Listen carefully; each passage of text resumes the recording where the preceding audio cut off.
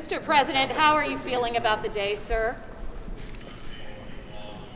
Praying that we'll never have another day like we had years ago today. That's what I'm telling you. Do you hold former President Trump personally responsible? Are you praying for former President Trump? Madam Speaker, do you still pray for him? Okay, you ready for who? See? Not bad. Stay with us.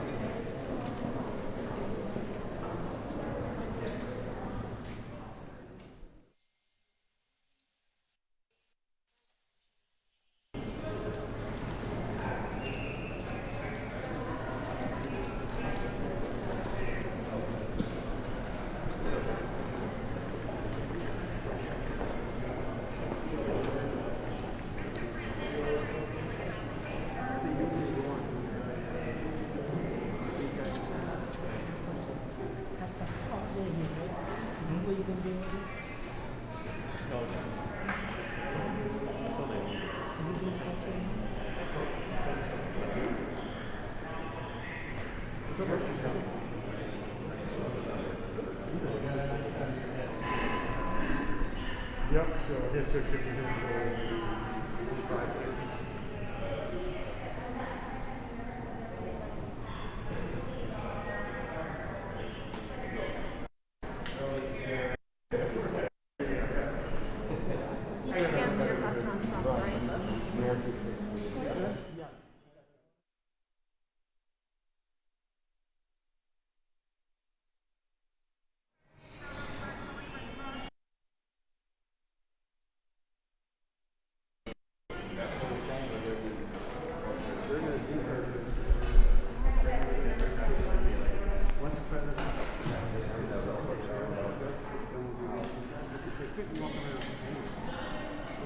They're gonna have to go, back.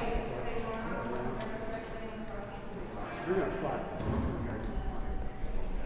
Those guys, if you want to get up to 3 seconds.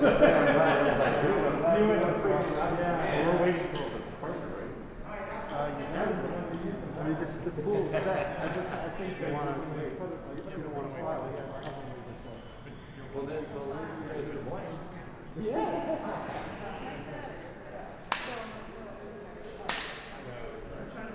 Right now, but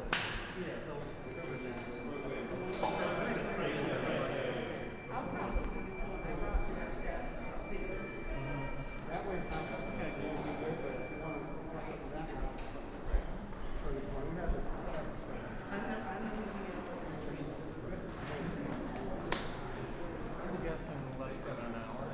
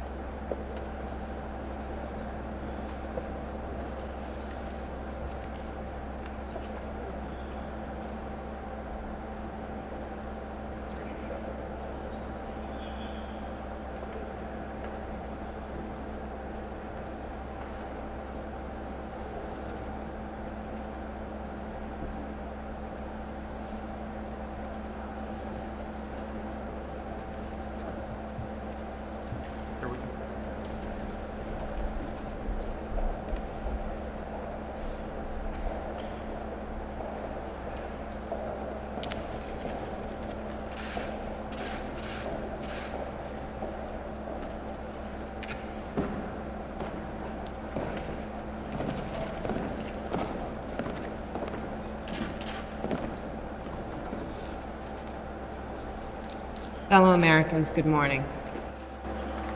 Certain dates echo throughout history, including dates that instantly remind all who have lived through them where they were and what they were doing when our democracy came under assault. Dates that occupy not only a place on our calendars, but a place in our collective memory. December 7th, 1941, September 11th, 2001, and January 6th, 2021. On that day, I was not only Vice President-elect, I was also a United States Senator. And I was here at the Capitol that morning at a classified hearing with fellow members of the Senate Intelligence Committee. Hours later, the gates of the Capitol were breached. I had left, but my thoughts immediately turned not only to my colleagues, but to my staff, who had been forced to seek refuge in our office, converting filing cabinets into barricades. What the extremists who roamed these halls targeted was not only the lives of elected leaders. What they sought to degrade and destroy was not only a building, hallowed as it is. What they were assaulting were the institutions, the values, the ideals that generations of Americans have marched, picketed, and shed blood to establish and defend. On January 6th, we all saw what our nation would look like if the forces who seek to dismantle our democracy are successful. The lawlessness, the violence, the chaos. What was at stake then and now is the right to have our future decided the way the Constitution prescribes it, by we, the people, all the people. We cannot let our future be decided by those bent on silencing our voices, overturning our votes, and peddling lies and misinformation, by some radical faction that may be newly resurgent, but whose roots run old and deep. When I meet with young people, they often ask about the state of our democracy, about January 6th. And what I tell them is January 6th reflects the dual nature of democracy, its fragility and its strength. You see, the strength of democracy is the rule of law. The strength of democracy is the principle that everyone should be treated equally, that elections should be free and fair, that corruption should be given no quarter. The strength of democracy is that it empowers the people. And the fragility of democracy is this, that if we are not vigilant, if we do not defend it, democracy simply will not stand. It will falter and fail. The violent assault that took place here, the very fact of how close we came to an election overturned, that reflects the fragility of democracy.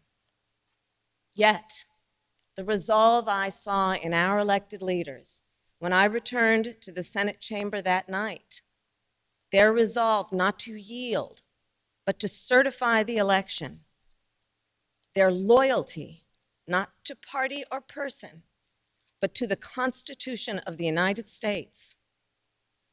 That reflects its strength. And so, of course, does the heroism of the Capitol Police, the DC Metropolitan Police Department, the National Guard, and other law enforcement officers who answered the call that day, including those who later succumbed to wounds, both visible and invisible. Our thoughts are with all of the families who have lost a loved one. You know, I wonder, how will January 6th come to be remembered in the years ahead? Will it be remembered as a moment that accelerated the unraveling of the oldest, greatest democracy in the world? Or a moment when we decided to secure and strengthen our democracy for generations to come? The American spirit is being tested. The answer to whether we will meet that test resides where it always has resided in our country, with you, the people. And the work ahead will not be easy. Here in this very building, a decision will be made about whether we uphold the right to vote and ensure free and fair elections. Let's be clear, we must pass the voting rights bills that are now before the Senate. And the American people must also do something more. We cannot sit on the sidelines. We must unite in defense of our democracy in order to form a more perfect union, establish justice, ensure domestic tranquility, provide for the common defense, promote the general welfare, and secure the blessings of liberty to ourselves and to our prosperity and posterity. That is the preamble of the Constitution that President Biden and I swore an oath to uphold and defend.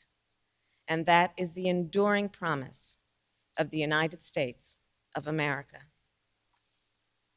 My fellow Americans, it is my honor to introduce a public servant with the character and fortitude to meet this moment, a leader whose life's work has been moving our nation toward that more perfect union, President Joe Biden.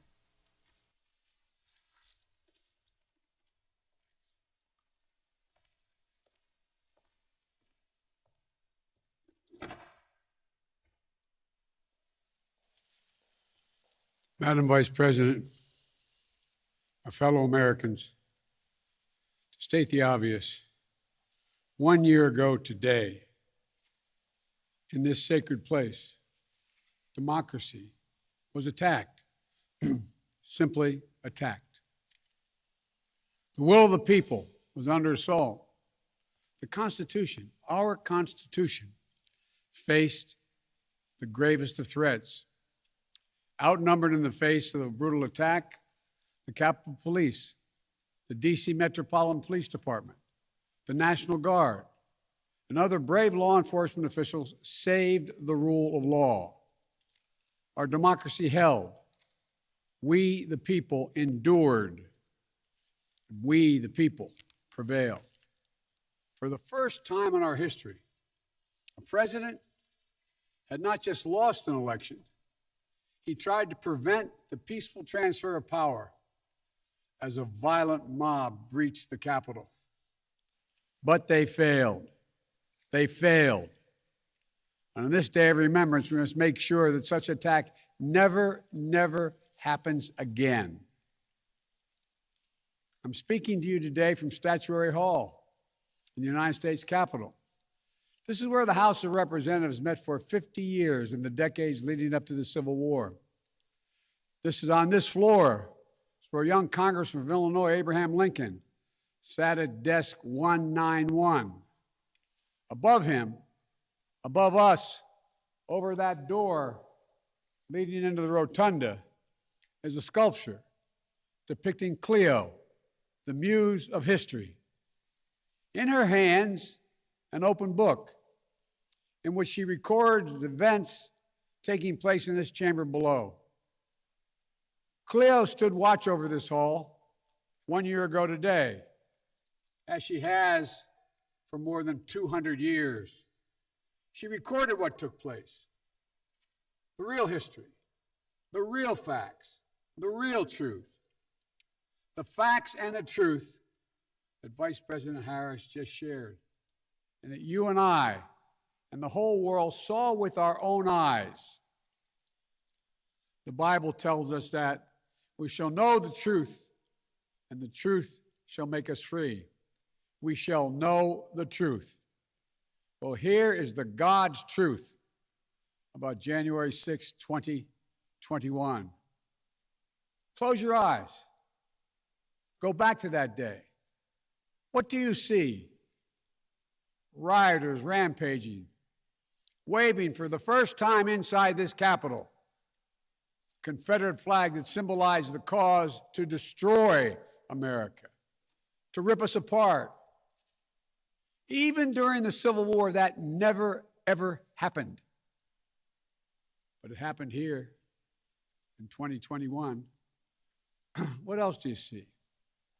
A mob breaking windows, kicking in doors, breaching the Capitol. American flags on poles being used as weapons, as spears. Fire extinguishers being thrown at the heads of police officers. A crowd that professes their love for law enforcement assaulted those police officers, dragged them, sprayed them, stomped on them. Over 140 police officers were injured. We all heard the police officers who were there that day testify to what happened. One officer called it, quote, a medieval battle, and that he was more afraid that day than he was fighting the war in Iraq. They've repeatedly asked since that day, how dare anyone diminish, belittle, or deny the hell they were put through? We saw with our own eyes. Rioters menaced these halls, threatening the life of the Speaker of the House, literally erecting gallows to hang the Vice President of the United States of America. But what did we not see? We didn't see a former president who had just rallied the mob to attack, sitting in the private dining room off the Oval Office in the White House, watching it all on television and doing nothing for hours as police were assaulted, lives at risk, the nation's capital under siege. This wasn't a group of tourists. This was an armed insurrection. They weren't looking to uphold the will of the people. They were looking to deny the will of the people. They weren't looking to uphold a free and fair election. They were looking to overturn one. They weren't looking to save the cause of America. They were looking to subvert the Constitution. This isn't about being bogged down in the past. It's about making sure the past isn't buried. That's the only way forward. That's what great nations do. They don't bury the truth. They face up to it. Sounds like hyperbole, but that's the truth. They face up to it. We are a great nation. My fellow Americans, in life there's truth, and tragically there are lies. Lies conceived and spread for profit and power. We must be absolutely clear about what is true and what is a lie. And here's the truth. The former President of the United States of America has created and spread a web of lies about the 2020 election. He's done so because he values power over principle, because he sees his own interest is more important than his country's interest, than America's interest. And because his bruised ego matters more to him than our democracy or our Constitution, he can't accept he lost, even though that's what 93 United States senators, his own attorney general, his own vice president, governors and state officials in every battleground state have all said he lost. That's what 81 million of you did as you voted for a new way forward. He has done what no president in American history, the history of this country, has ever done. He refused to accept the results of an election and the will of the American people. While some courageous men and women in the Republican Party are standing against it, trying to uphold the principle of that party, too many others are transforming that party into something else. They seem no longer to want to be the party of Lincoln, Eisenhower, Reagan, the Bushes. But whatever my other disagreements are with Republicans who support the rule of law and not the rule of a single man, I will always seek to work together with them to find shared solutions where possible. Because if we have a shared belief in democracy, then anything is possible. Anything. And so at this moment, we must decide, what kind of nation are we going to be? Are we going to be a nation that accepts political violence as a norm? Are we going to be a nation where we allow partisan election officials to overturn the legally expressed will of the people? Are we going to be a nation that lives not by the light of the truth, but in the shadow of lies? We cannot allow ourselves to be that kind of nation. The way forward is to recognize the truth and to live by it. The big lie being told by the former president and many Republicans who fear his wrath is that the insurrection in this country actually took place on Election Day, November 3rd, 2020. Think about that. Is that what you thought? Is that what you thought when you voted that day? Taking part in an insurrection? Is that what you thought you were doing? Or did you think you were carrying out your highest duty as a citizen and voting? The former president's supporters are trying to rewrite history.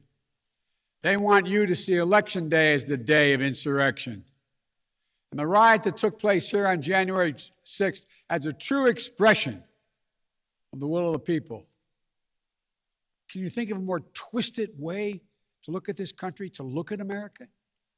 I cannot. Here's the truth. The election of 2020 was the greatest demonstration of democracy in the history of this country. More of you voted in that election than have ever voted in all of American history. Over 150 million Americans went to the polls and voted that day. In a pandemic, some at great risk to their lives. They should be applauded, not attacked. Right now, in state after state, new laws are being written, not to protect the vote, but to deny it. Not only to suppress the vote, but to subvert it. Not to strengthen and protect our democracy, but because the former president lost, instead of looking at the election results from 2020 and saying they need new ideas or better ideas to win more votes, the former president and his supporters have decided the only way for them to win is to suppress your vote and subvert our elections. It's wrong. It's undemocratic. And frankly, it's un-American. The second big lie being told by the former president and his supporters is that the results of the election of 2020 can't be trusted. The truth is that no election in American history has been more closely scrutinized or more carefully counted. Every legal challenge questioning the results in every court in this country that could have been made was made and was rejected, often rejected by Republican-appointed judges, including judges appointed by the former president himself, from state courts to the United States Supreme Court. Recounts were undertaken in state after state. Georgia counted its results 3 times, with 1 recount by hand. Phony partisan audits were undertaken long after the election in several states. None changed the results. And in some of them, the irony is the margin of victory actually grew slightly. So let's speak plainly about what happened in 2020. Even before the first ballot was cast, the former president was preemptively sowing doubt about the election results. He built his lie over months. Wasn't based on any facts. He was just looking for an excuse, a pretext, to cover for the truth. He's not just a former president. He's a defeated former president. Defeated by a margin of over 7 million of your votes in a full and free and fair election. There is simply zero proof the election results were inaccurate. In fact, in every venue where evidence had to be produced, an oath to tell the truth had to be taken, the former president failed to make his case. Just think about this. The former president and his supporters have never been able to explain how they accept as accurate the other election results that took place on November 3rd. The elections for governor, United States Senate, House of Representatives. Elections which they closed the gap in the House.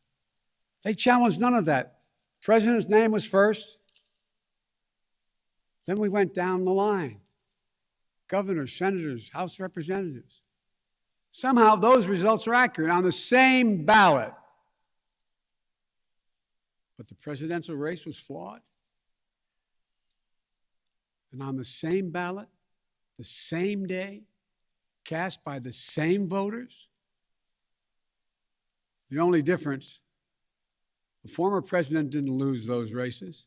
He just lost the one that was his own.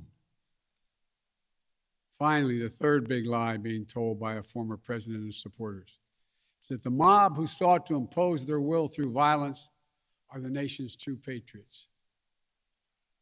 Is that what you thought when you looked at the mob ransacking the Capitol, destroying property, literally defecating in the hallways, rifling through the desks of senators and representatives, hunting down members of Congress? Patriots?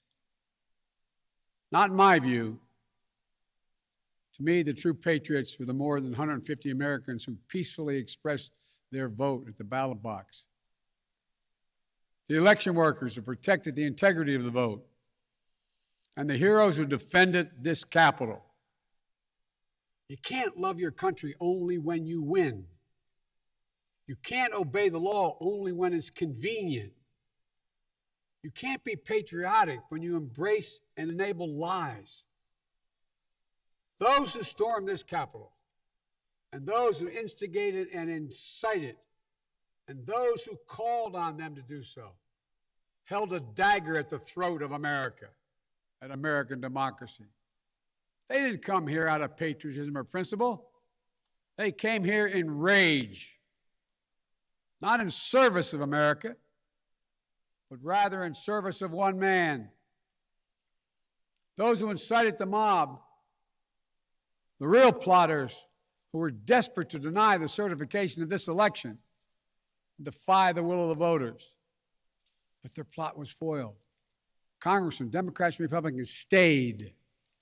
Senators, representatives, staff, they finished their work the Constitution demanded. They honored their oath to defend the Constitution against all enemies, foreign and domestic.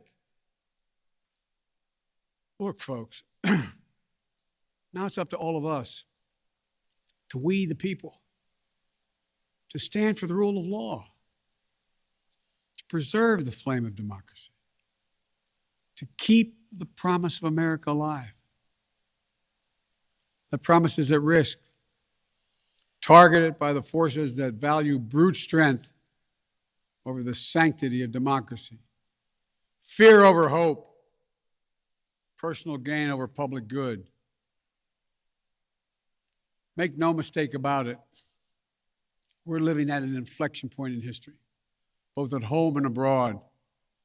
We're engaged anew in a struggle between democracy and autocracy, between the aspirations of the many and the greed of the few, between the people's right of self-determination and the self-seeking autocrat. From China to Russia and beyond, they're betting that democracy's days are numbered. They've actually told me democracy is too slow, too bogged down by division to succeed in today's rapidly changing, complicated world. And they're betting.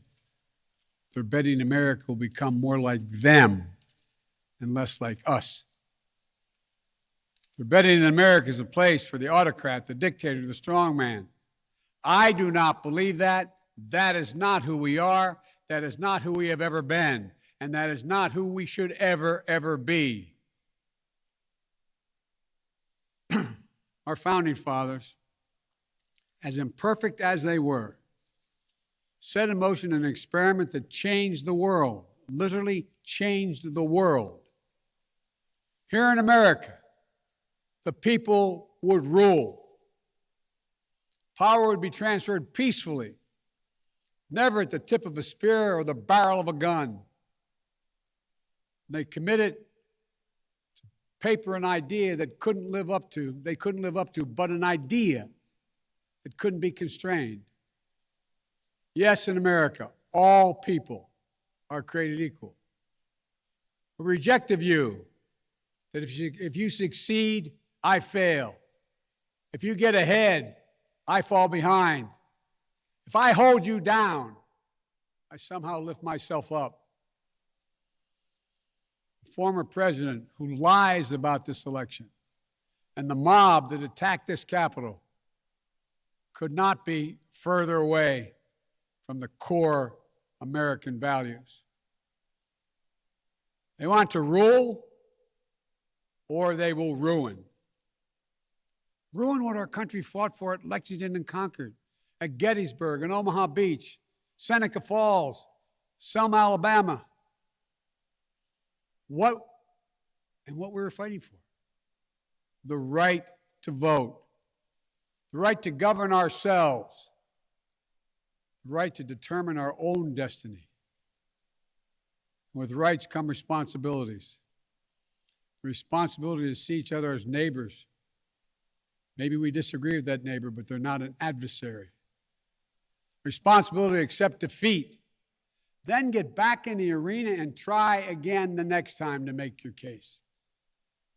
Responsibility to see that America is an idea. An idea requires vigilant stewardship.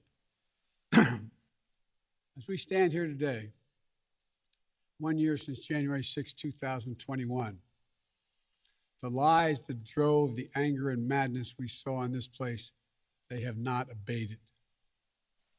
So we have to be firm, resolute, and unyielding in our defense of the right to vote and to have that vote counted.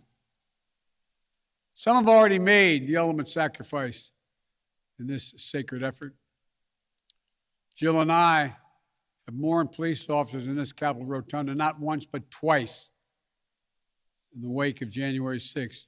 Once to honor Officer Brian Sicknick, who lost his life the day after the attack, and the second time to honor Officer Billy Evans, who lost his life defending this Capitol as well. We think about the others who lost their lives and were injured, and everyone living with the trauma of that day, from those defending this Capitol to members of Congress in both parties and their staffs, to reporters, cafeteria workers, custodial workers, and their families. Don't kid yourself. The pain and scars from that day run deep. I've said it many times, and it's no more true or real than we think about the events of January 6th. We are in a battle for the soul of America. A battle that by the grace of God and the goodness and greatness of this nation, we will win. Believe me, I know how difficult democracy is, and I'm crystal clear about the threats America faces. But I also know that our darkest days can lead to light and hope. From the death and destruction, as the Vice President referenced in Pearl Harbor, came the triumph over the forces of fascism. From the brutality of Bloody Sunday on the Edmund Pettus Bridge came historic voting rights legislation. So now let's step up, write the next chapter in American history, where January 6th marks not the end of democracy, but the beginning of a renaissance of liberty and fair play. I did not seek this fight brought to this Capitol 1 year ago today, but I will not shrink from it either. I will stand in this breach. I will defend this nation, and I will allow no one to place a dagger at the throat of democracy. We will make sure the will of the people is heard, that the ballot prevails, not violence, that authority in this nation will always be peacefully transferred. I believe the power of the presidency and the purpose is to unite this nation, not divide it, to lift us up, not tear us apart, to be about us, not about me. Deep in the heart of America burns a flame, lit almost 250 years ago, of liberty, freedom, and equality. This is not a land of kings or dictators or autocrats. We're a nation of laws, of order, not chaos, of peace, not violence. Here in America, the people rule through the ballot, and their will prevails. So let us remember, together, we're one nation, under God, indivisible. That today, tomorrow, and forever at our best, we are the United States of America. God bless you all. May God protect our troops. And may God bless those who stand watch over our democracy.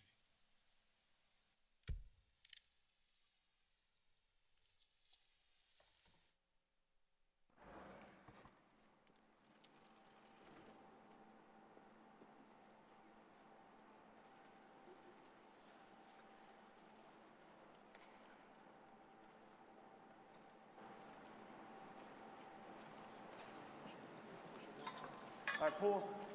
You come this way, guys. Come on. Sir, yes, sir. All right, see you guys. See you. Good seeing you.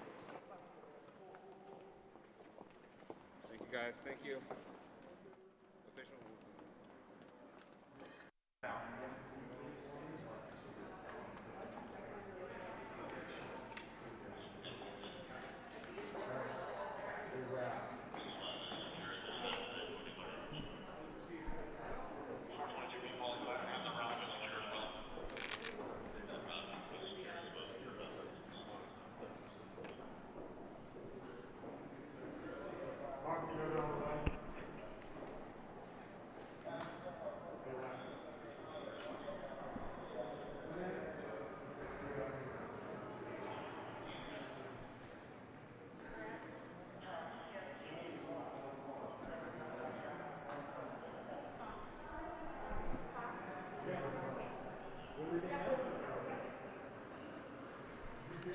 We're leaving now. Ah, okay.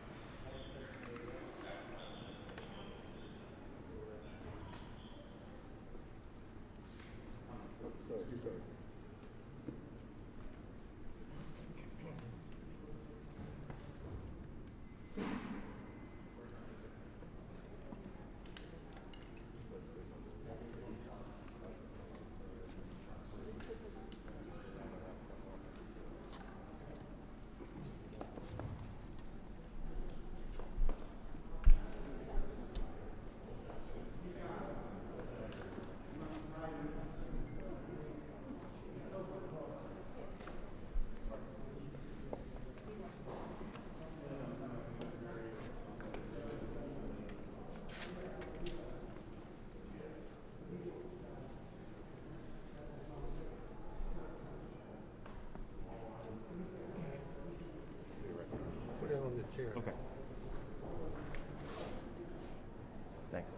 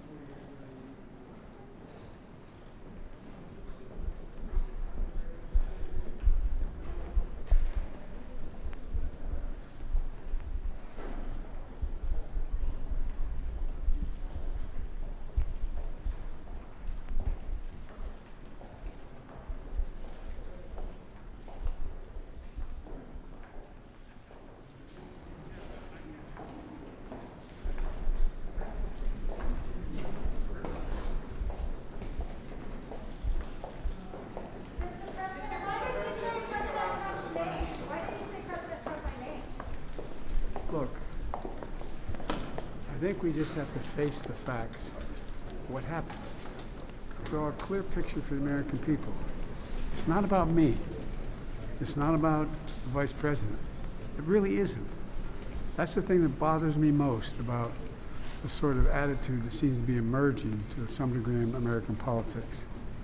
It's not about you, it's about me. That's how it's viewed. But it's not about me. It's not about whether I'm president or she's vice president. It's about the system and about somebody who decides to put himself above everything. And but I did not want to turn it into a contemporary political battle between me and the president. It's way beyond that. It's way beyond that. That's Mr. President, what's calling him out more than it heals, sir? Does calling him out divide more than it heals? You've talked so much about healing, sir. Healing this country. No, look, the way you have to heal, you have to recognize the extent of the wound. You can't pretend.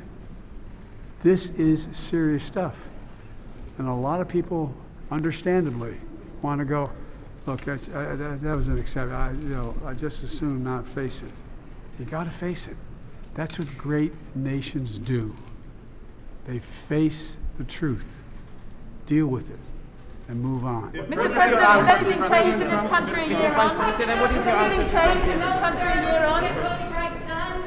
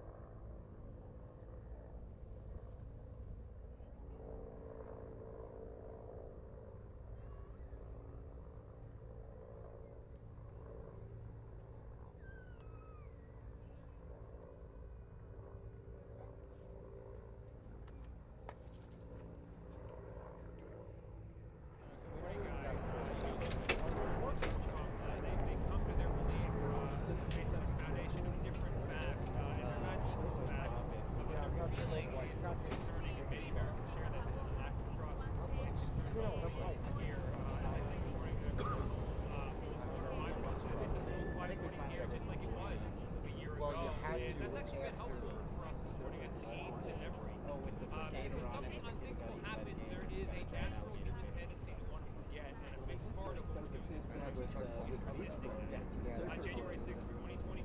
There was anger, outrage,